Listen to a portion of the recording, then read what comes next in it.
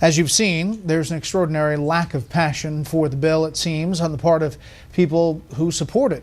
But that doesn't mean there are not good points and bad points that can be pointed out.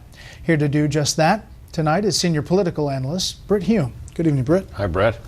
The best thing for congressional Republicans about the bipartisan budget bill the Senate will vote on Tuesday is that if it passes, it will get them past another struggle over spending and taxes without either a threatened or actual government shutdown.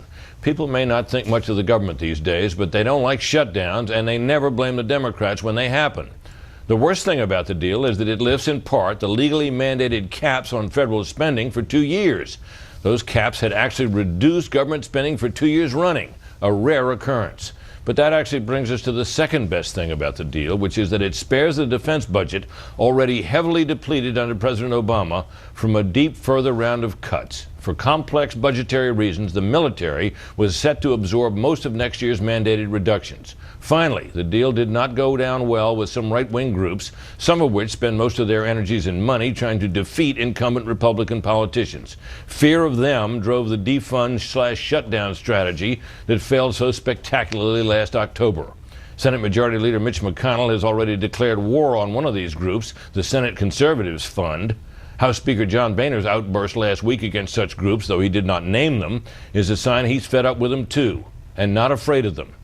That's probably the third best thing. Brett? What about the political fallout? You know, for Paul Ryan, conventional wisdom is that this plays pretty well for him. What about the people voting no who may run for president? The Marco Rubios, the Rand Pauls, the Ted Cruz. Rand Paul is someone one would expect to vote no on a deal like this. Marco Rubio, not so much. So you have to ask the question, why would Marco Rubio be against this?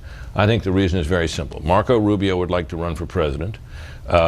He alienated the right wing of his party with his stance on immigration and got in real hot water with them. And he's been working, I think, assiduously to regain their support ever since. You know, he was against he voted, I think, in a lot of people's eyes, with the Tea Party on the shutdown. In the end, he voted against that deal, and he's voting against this.